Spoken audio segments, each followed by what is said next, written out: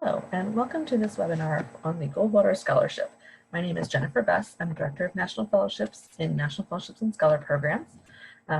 We are venturing into this brave new world of webinars since we are not on campus and able to be with you. I'm hopeful that this particular webinar will give you some information about the Goldwater Scholarship, what it is, what they're looking for, how you apply for it, how the competition works on the UofSC campus for the 2020-2021 competition, and maybe, hopefully answer some frequently asked questions, give you some feedback and insight from previous Goldwater scholars on campus, and hopefully just give you a big picture overview of why you should consider applying for a Goldwater scholarship.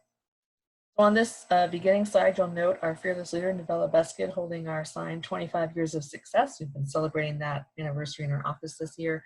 But I'd like to point out that we have had more success than that with the Goldwater Scholarship. With our two named scholars this year, we now have 28 consecutive years of having at least one Goldwater scholar. I'd like to mention that so that you know and have some confidence that we are here to give you good advice, practical advice that will make you a competitive applicant in this entire process. So join me as we learn more about the Goldwater. What is the Goldwater Scholarship? So the Goldwater Scholarship is a living memorial to Barry Goldwater. It is awarded every year to college sophomores and juniors who are committed to a career in STEM research. The research component is incredibly important. This is what this award is all about. You'll note from the website right here, it says, the most prestigious undergraduate scholarship in the natural sciences, mathematics, and engineering in America. And that is very true. This is an incredibly prestigious award. Ultimately, what it offers you is a chance to be known as a Goldwater Scholar, and then financially it can offer up to $7,500. We say up to because they do take into account other financial aid you may be receiving. But to be honest, the financial component of this is just icing on the cake, right? It's the prestige of being a Goldwater Scholar is what you're after. The money is secondary, although very useful. So this is for you if you are a current freshman or sophomore, a rising sophomore or junior who plan a research career in a STEM field. In order to be eligible, you have to be a sophomore or junior at the time of application based on your year of expected graduation. So this does not, the number of credits that you have is not what they're looking at. They're looking for how many more years of undergraduate education do you intend to pursue. You need to be trying to earn a PhD. That's your goal for grad school. That's the preference. They are willing to entertain students who are looking at MD, PhD joint degrees, dual degrees. However, they're going to ask you really seriously to defend the need for the medical degree, just so you know. We've had successful students on the MD, PhD track, and every year they offer scholarships to MD, PhD headed students, but know that primarily their target is students who plan a pure research degree with a PhD. We're looking for people who intend to have a research-focused career in a STEM field, right? That may or may not exactly have to match your major, but it certainly your major should be an indication of the direction that you're headed. On the website for Goldwater, you're going to find that the GPA minimum is technically a B average. That's a 3.0.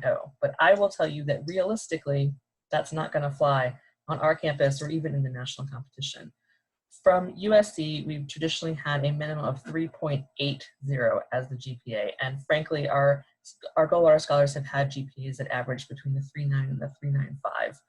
I say that not to scare you off, but to be realistic about the type of academic excellence that this award is looking for, and the reality of whether or not you would be nominated from our campus if you had less than a 3.8. That's pretty slim. You have to be a U.S. citizen or permanent resident. They ask some information about your congressional district. That has to do with where the money is coming from and how it's distributed. And you have to be nominated by the University of South Carolina. So this is why we have this process, right, is that we work with you on this application. We look at all the applicants who come in. We're only allowed to nominate 4 students every year. So the campus competition is pretty intense for this. But that being said, we want to see your application. So what are the selection factors for Goldwater? What are they looking for, both on campus and nationally? definitely the number one thing is they're looking at your research experience and your passion and commitment to research. That's what it's all about. So they're going to ask a lot of different questions about your research, the different types of experiences that you've had, the different questions that you have explored, what you want to do long term. You really want to see that this is something that excites you so much it's going to last you for your career. They're really interested in the products of your research. So not only what have you done, but how have you shared the results with others, whether that be through posters, presentations, publications are fantastic, but just they want to hear about how you have disseminated the information that you have learned from the research that you have done. They look really closely at your transcript. So we talked about GPA, but they're looking to see, have you challenged yourself with the courses that you have chosen to take, particularly in your major or general field of study, but also just generally, right? I mean, they don't want you to have a high GPA because you've chosen easy paths, right? They want you to have challenged yourself and been successful. They look for a long-term career goal that is really focused on research, right? That you have thought about how you want to spend your career. I know that at the age of 20, that can seem kind of insurmountable or just hard to imagine. You don't have to have something, you don't have to have a specific job picked out with a sort of a job number and everything, but you need to have a clear idea of where you're headed and an idea of the path that will get you there. And then finally, they're looking for strong letters of recommendation. Goldwater requires 3 recommendations, and those are really important because they should come from faculty who themselves are scientific researchers, who can put you into context and say, yes, so-and-so has shown excellent promise in being a future researcher. They have the kinds of skills that will prove to be very useful in this kind of career. And then because my slides were looking boring, I threw in some pictures on this slide. So these 7 students are our last 3 years of Goldwater Scholars. So just know that we would love to add your picture to that list in the future. Why should you apply, right? So there's, a lot of effort goes into an application like this. The odds are, not totally in your favor, let's just say. We talk a lot in our office about the value of the process of applying for fellowships.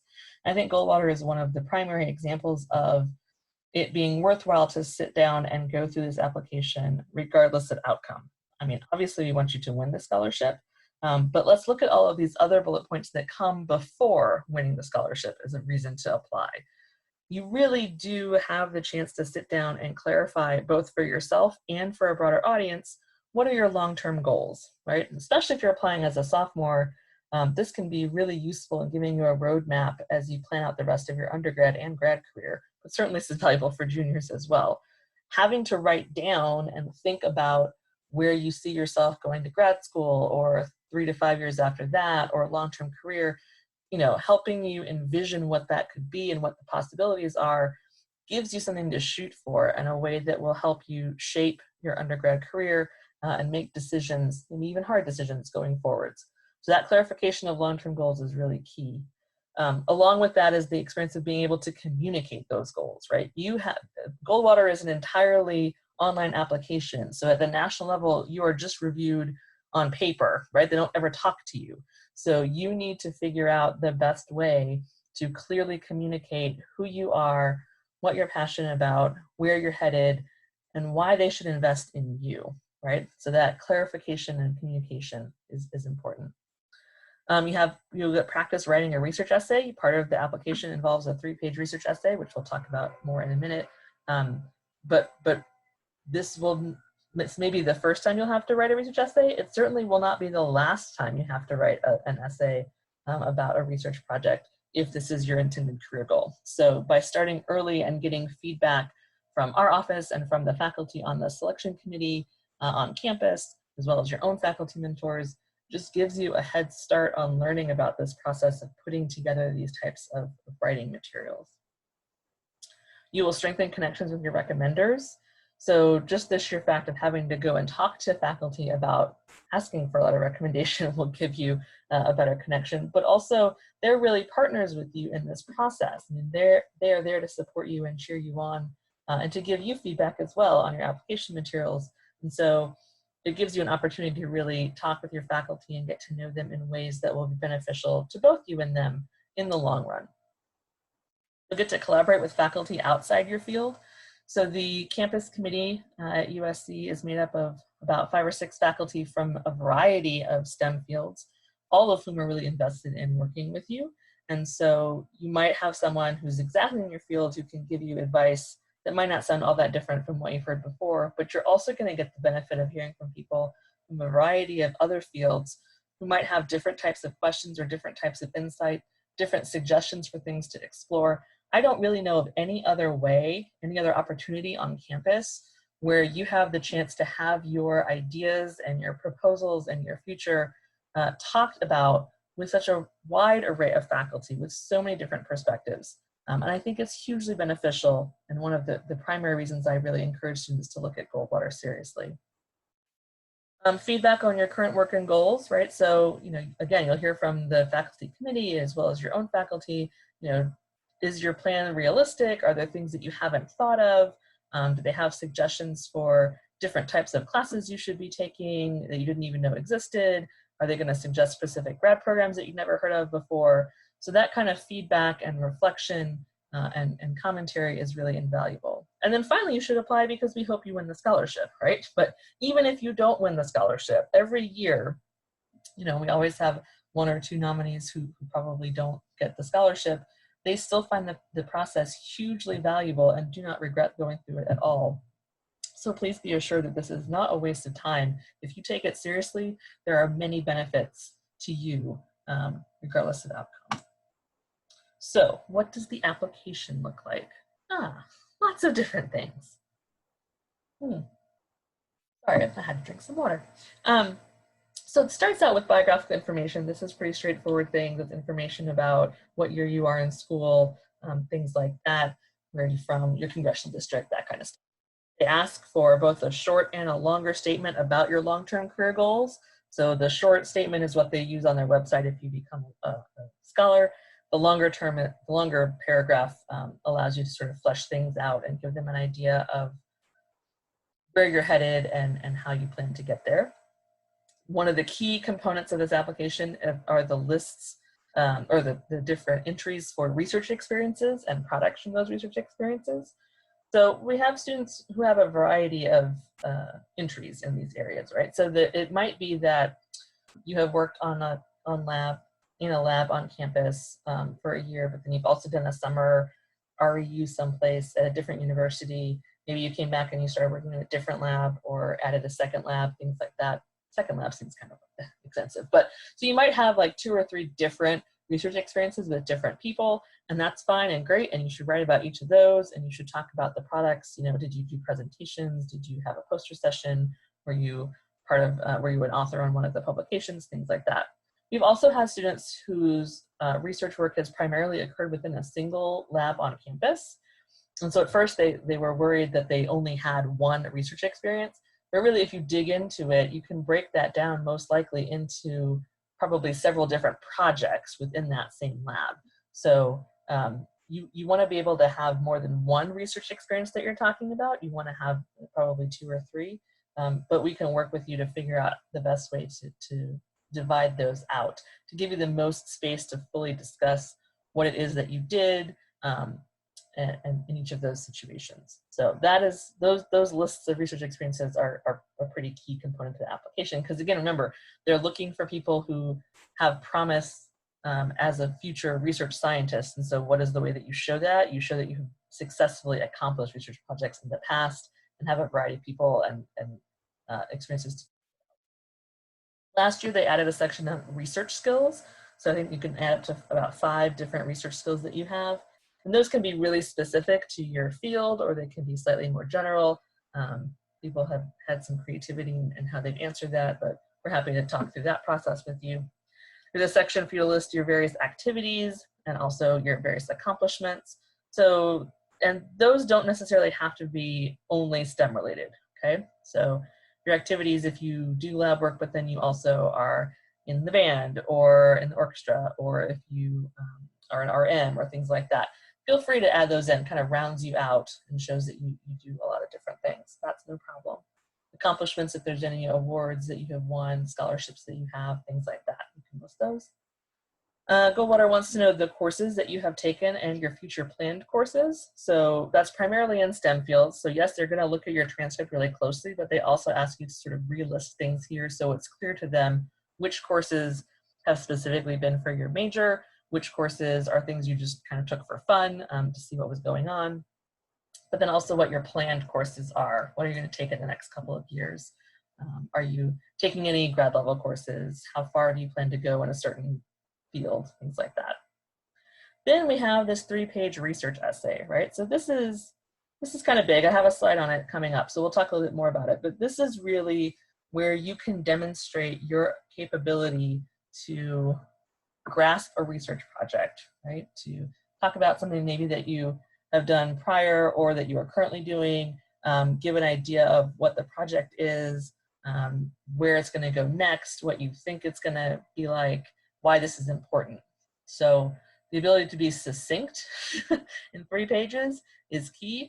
And we'll talk a lot more about that in a minute. You'll have, you know, this is part of the on-campus application as well, so you need to be able to write that well. But if you are chosen as a nominee, you will have a lot of help from the faculty committee and our office in really working and refining. You also need 3 letters of recommendation, and we'll talk about those again a little bit in another slide coming up. But those certainly are important factors in terms of having people speak on your behalf.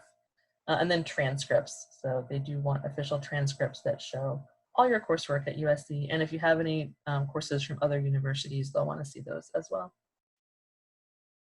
So for letters of recommendation, who should these be from, right? So pretty much they definitely need to be from faculty in STEM fields. Your U101 instructor from freshman year is not going to be a good person to have write your letter of recommendation. You need people in STEM areas who can talk about what they have seen of you in this context and the promise that you show as a future researcher. So ideally that's faculty who have taught you or who have supervised your research. Those are kind of the 2 main categories you can look at.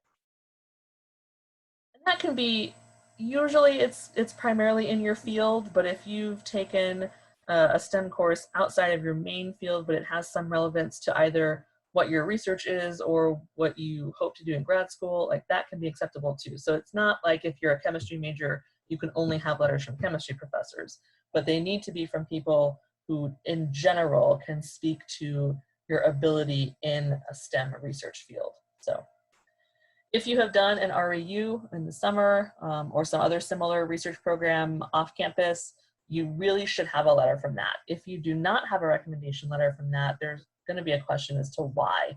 And sometimes there can be good reasons for why, but that's something that usually needs to be addressed because it's an assumption that if you spent, you know, a concentrated 10 or 12 week long period doing research with someone, that they would be willing to write you a recommendation letter. So we encourage students to ask faculty early for letters.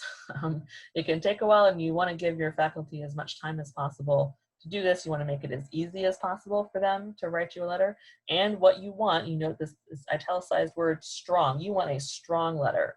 So you don't want a letter at any cost from a faculty member. You want a strong letter. So that's what you ask them. You ask, do they think they would be able to write you a strong letter of recommendation for the Goldwater Scholarship? It is best to do that in person. These days, it's a little hard to do that in person, but you don't want to send a cold email that says, you know, dear Dr. Smith, I was really hoping you could write me a letter for Goldwater.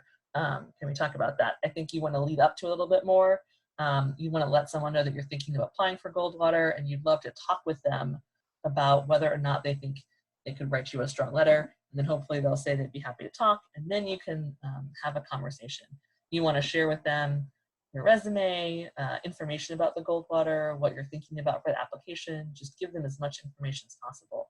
We will try and have, we have a handout on asking for how to ask for strong recommendation letters, and we'll try to include that in the materials that we share with you after this webinar.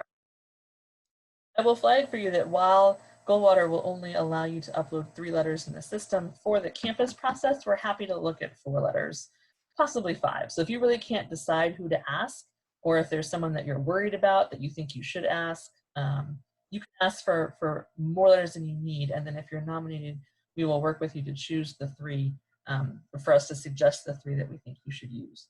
You will not see those letters, those are confidential letters, but we can give you a little bit of feedback in terms of, well, we think you should choose letter X because the person speaks more directly to your research experience or something like that. So, and just to clarify, because we get this question sometimes, we have wonderful faculty on our Goldwater committee on campus. It is fine for any one of them to write you a recommendation letter. If you know them, if you've taken classes with them, that's no problem. There's no conflict with that. The research essay. So it's kind of a big unwieldy prompt, I'll be honest with you, on the Goldwater website.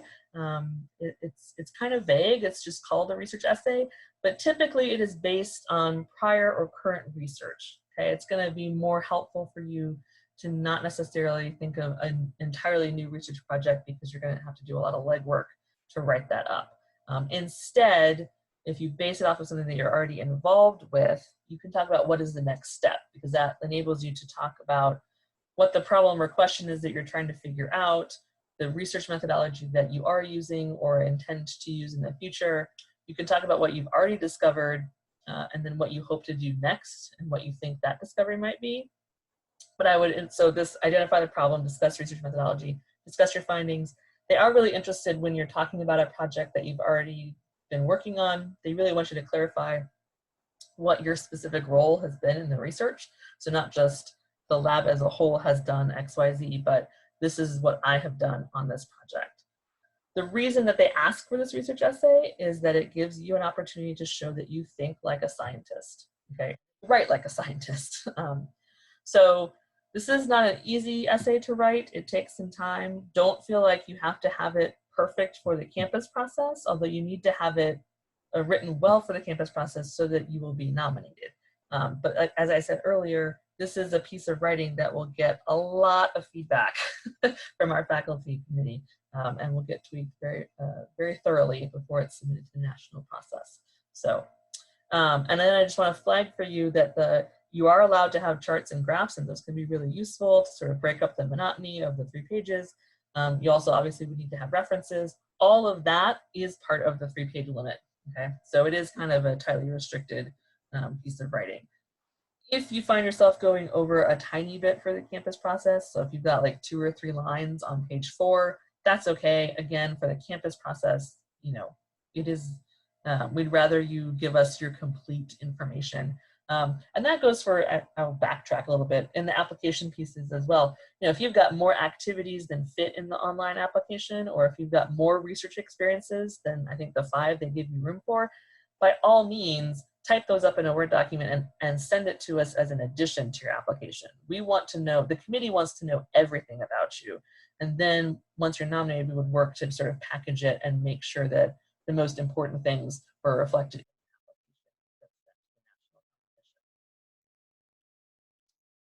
Goldwater in the time of COVID-19. I both loved and hated making this slide. I think a lot of people rightly are worried about what effects all of this isolation and the various things that are going on with this pandemic are going to have, particularly for this summer. I know there are a lot of programs, summer research programs that have been canceled, that people were counting on doing, and I think there's a lot of worry about what that will mean for something like this. So first of all, I would say, take deep breaths and relax, because you don't need to panic, because everybody's summer plans were canceled, okay? So there's not going to be, you know, you're not going to be the only person who had this wonderful thing lined up that then suddenly fell through, all right? I would encourage you to think creatively of ways to do research-related activities on your own, things that don't necessarily involve being on campus or in a lab. You know, there's always literature reviews. If there's some aspect of your research that you've never had the chance to sort of explore, if there's a new question you have, you know, take the time to sit down and do some reading and figure out if there might be a new direction to go in once you're able to get back to your research. You might be able to do some early analysis of the data that you already have, right? And sort of be prepared for future things. You might want to practice presentation skills, you know, practice making a poster of the things that you already know, practice explaining your research to your parents, right? The ability to explain to a non-scientific audience what it is that you do and that is important, don't underestimate that, okay? So there are things that you can do that will keep you engaged in research without necessarily having to be in the places that you thought you were going to be in. I'll also flag for you that Goldwater has mentioned that they're certainly considering and most likely will have an additional question on the application this year that is, discuss how the pandemic impacted your research plans. So they're very aware that y'all are worried about this and that this has some serious repercussions. So again, if that's the question that's going to be asked on the Goldwater application, you want to have been thinking creatively and doing interesting things over the summer to try to address that. But in any case, everyone, you know, we're encouraging all of you to think through how are you managing and sort of creatively doing new and unexpected things as a result of the isolation that we find ourselves in. What does the campus process look like? So we're starting now, right? This webinar is the introduction to the process. We encourage you to talk with us. Remotely is totally fine. We're doing a lot of remote meeting. We're trying to figure out a way that we can share our previous winning applications with you, because normally those are only accessible in person. We're working on that.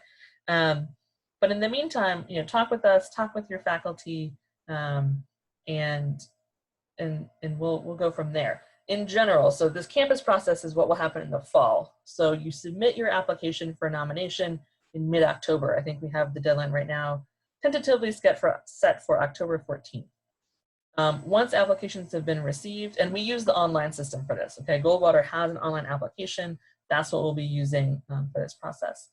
Once we receive those applications, the campus committee will review them and they will select a certain number of students to interview, usually interview probably 8 or 9 students.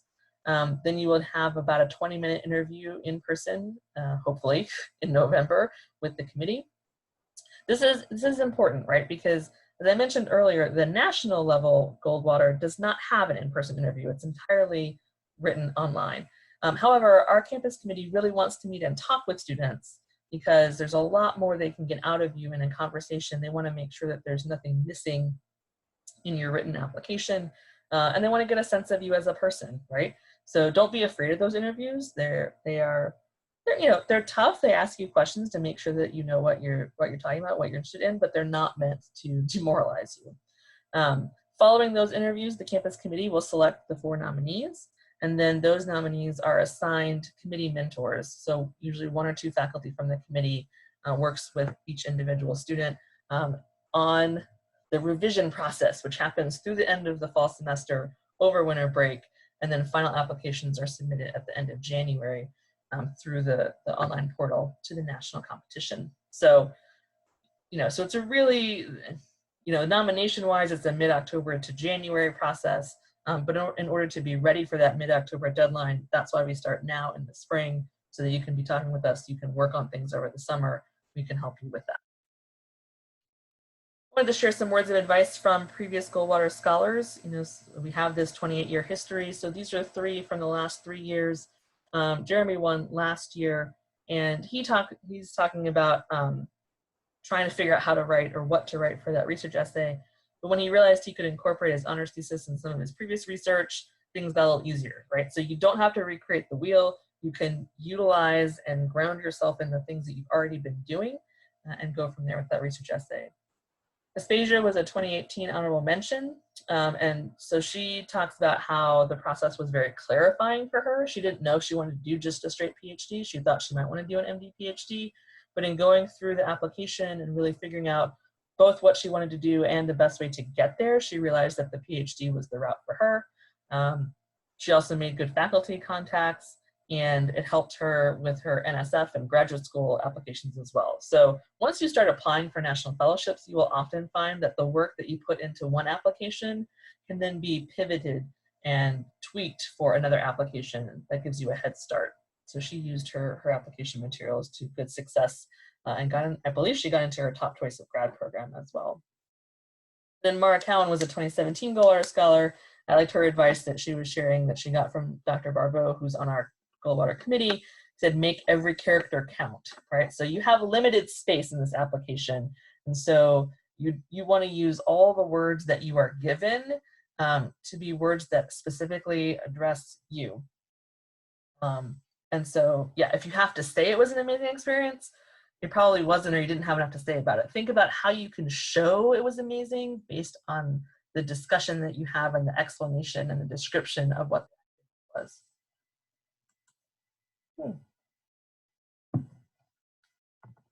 Okay, I'm interested. What do I do next? So next steps, if you think you want to apply for Goldwater, talk with one of us, our National Fellowship Advisors. I'll show you the website in a minute where you can make an appointment with us. We are doing virtual and phone conversations with students all the time, so we are more than happy to chat with you about your interest. If you're on the fence, if you don't know if it's a good idea, if you are a sophomore and you're like, I don't think I want to do this now, but maybe next year, any of that, talk with us, okay? And we're happy to help. If you want to visit the Goldwater website, goldwater.scholarsapply.org. That's where you'll find the big essay prompt. You'll find details, information about the competition. They've not yet updated that this year for the next application cycle. The list of Goldwater scholars was just announced a couple weeks ago. So, well, end of March. So they're still in kind of last year's realm, but it is still a website that's chock full of information, and they don't change much from year to year. So what's on there now is probably going to be pretty close to what it's going to be next year. Sample application you can look at and view the various questions that they ask. If you have not already done so and you're interested in Goldwater, I would ask that you complete what we call an intent to apply form. So this is a form that our office has that lets us know you're thinking of applying for Goldwater or other things in the upcoming year, and it's a way to help us keep track of you, especially over the summer, and do specific outreach to make sure that you are on board and plugged into all of the information about these. I'll show you where that is on our, or I'll tell you where that is on our website in a minute. There is a preliminary application on the Goldwater website. I put this on this list because you will need to complete that. It is not yet available, so don't panic about this. The preliminary app on the Goldwater website is very short. It's a way that you register your interest. I think they ask just like your major and your GPA, and they ask who 3 potential recommenders are. That information only comes to us, okay? It comes to us on the back end of the Goldwater application. They do not email those recommenders, so it's just for us to see that you have some ideas of who you might ask, and for us to check and make sure that you are in an eligible field with a reasonable GPA. Once we've received that preliminary application and approved it, then you would have access to the full online application. That's probably not going to happen until August, so don't stress about it if this is not available for a while. But I do want to flag for you that is a step in the process. We really, really, really strongly encourage you to work on your application this summer. I think our most successful students did not wait until October to start putting all of this together. That's way too late. And we are around for the summer, so we are happy to look at drafts of your application. We're happy to connect you with the faculty on the committee, answer questions. Yeah, so we really just think you should start working in the summer, and we would ask that you send us drafts of your applications throughout the summer to review. We have some fellowship peer mentors in our office who are current students who are Goldwater recipients. We're happy to connect you with them. We used to let them take you out to coffee. That's not happening so much right now, but I'm sure that they would still be happy to meet with you virtually or on the phone. And then finally, you would submit your application by the campus deadline, that October 14th deadline. We're going to share this list with you. We're going to share the timeline with you. We're going to give you the how to ask for recommendation letters. We have a hints and tips. Oops, sorry. No one ever calls me unless I'm recording something. We have a hints and tips sheet that will also be available to you, that things that we've gleaned from the 28 years of success with Goldwater. So we'll make sure that we have that coming up as well. So this is our website. This is what it looks like. This is how you contact us for National Fellowship Advising. You find us under Navigate. On our website here, if you go to National Fellowships, and then if you go to Toolbox, National Fellowships Toolbox, that's where you'll find the link to the intent to apply form. You can find the ITA form there. We'll also try and send it out in an email to everyone. That's where that is. And so you can contact us via phone or email, the website. This is where we are and how you can find us. Oh, I reached the end. So thank you. So this is me, Jennifer Bess. I'm the one who's been talking to you. And I hope that this has been useful. I really hope that it has been encouraging for you to want to consider Goldwater. And please be in touch with any questions that you have. And we hope to provide you lots of good information. And we really look forward to seeing your application at some point in the fall or over the summer. So thank you all so much, and we will talk with you soon.